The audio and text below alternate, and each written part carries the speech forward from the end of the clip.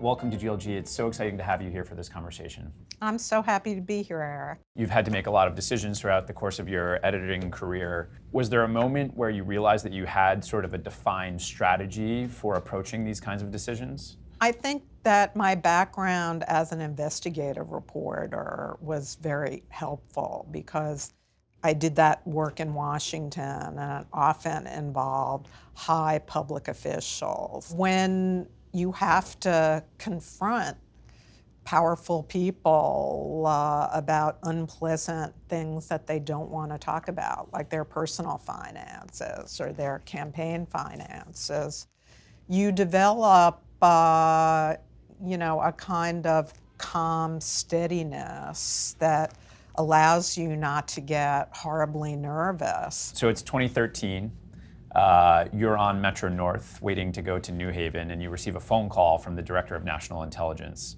Can you tell us a little bit more about how that story played out? One of the very best reporters for the Times in the Washington Bureau, Eric Schmidt, had come upon a story. There had actually been an intercepted conversation between Zawahiri, who inherited the leadership of al-Qaeda from Osama bin Laden, and somebody in Yemen. The terror alert at that point had gone up, and that had kind of triggered the alarm. My cell phone rang, and it was the Director of National Intelligence. He, was literally saying to me, the Times would have blood on its hands if we went ahead and published the story. Keeping the channel open, which if we published the story, those conversations would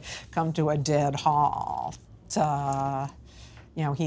This is why he wanted the story not to be published. What's actually going through your head when you get a phone call like that? What I negotiated, and this was the more common outcome when I was both managing editor and executive editor, the biggest sensitivity was about the identities and location, i.e. Yemen, of that intercepted conversation. I spoke at length with Eric because it was very important to me. He was closest, the reporter is always closest to the story, to have my ears wide open to hear what his concerns were. And in talking to him, I really felt that we could go ahead and publish the story, but that Eric and I agreed we could withhold the details, that it was Zawahiri and someone in Yemen, that the story was still had other valuable information to explain this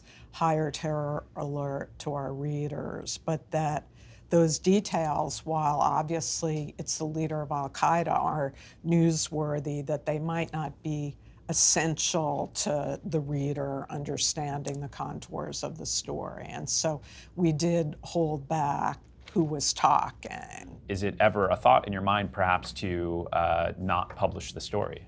A former executive editor of the Times once said to me, it's great advice, don't decide until you have to decide. You as executive editor are constantly balancing the First Amendment and the press's place in our society to hold powerful people and governments accountable. There are sometimes legitimate concerns and sensitivities that a story could get in the way of a law enforcement proceeding, that it could, inform terrorists about the way the United States collects intelligence. That was often an issue I had to wrestle with. And it's really a balancing test where you have to, and there's no perfect formula for it, where you weigh the urgency of the story and is it important for the public to know? And if it is, to balance that against the seriousness